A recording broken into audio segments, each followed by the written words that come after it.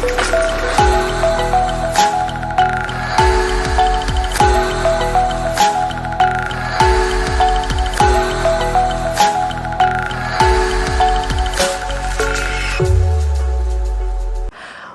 tout le monde, bienvenue dans votre émission préférée Rhapsody Sud-Ouest.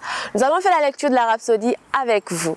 Aujourd'hui, on est le lundi 17 janvier 2022 et nous avons comme thème examiner les esprits. On va lire 1 Jean 4 verset 1. La parole de Dieu nous dit: bien-aimés, n'ajoutez pas foi à tout esprit, mais éprouvez les esprits, pour savoir s'ils sont de Dieu. Car plusieurs faux prophètes sont venus dans le monde. Pasteur Christ nous enseigne en disant: lorsque l'apôtre Jean parlait de faux prophètes, il faisait essentiellement référence à des professeurs de tromperie, qui sont inspirés par des démons pour tromper le monde. Nous en voyons beaucoup en ces temps de la fin. C'est pourquoi Jean dit d'examiner les esprits. Il fait référence à des voix d'êtres humains inspirées par des esprits démoniaques qui cherchent à influencer, tromper et séduire les nations. Lorsque vous lisez notre verset d'ouverture, dans son contexte, dans les 2e et 3e versets, vous remarquerez que Jean parlait de l'esprit de l'antéchrist, non pas l'antéchrist lui-même, qui est aussi appelé la bête, l'homme d'illégalité ou l'homme de péché, mais l'esprit derrière ses œuvres.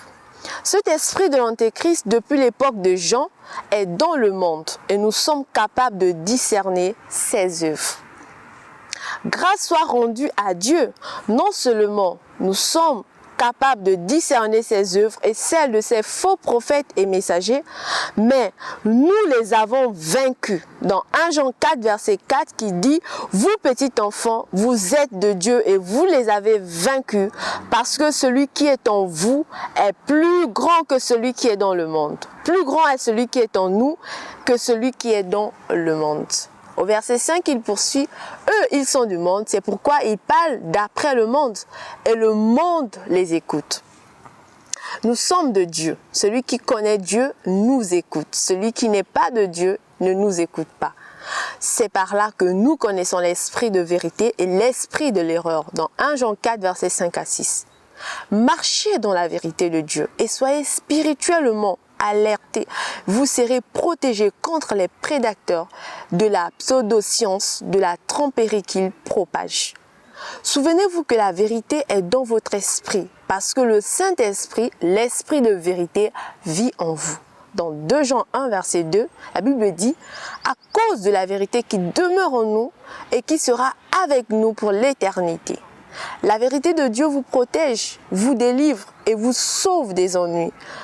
On peut lire Psaume 91, verset 4 qui dit: sa vérité sera ton bouclier et ta cuirasse. On va prendre la prière de confession, vous allez juste répéter après moi. Cher Père, merci pour ta parole par laquelle je navigue dans la vie. Je suis perspicace et j'ai le discernement.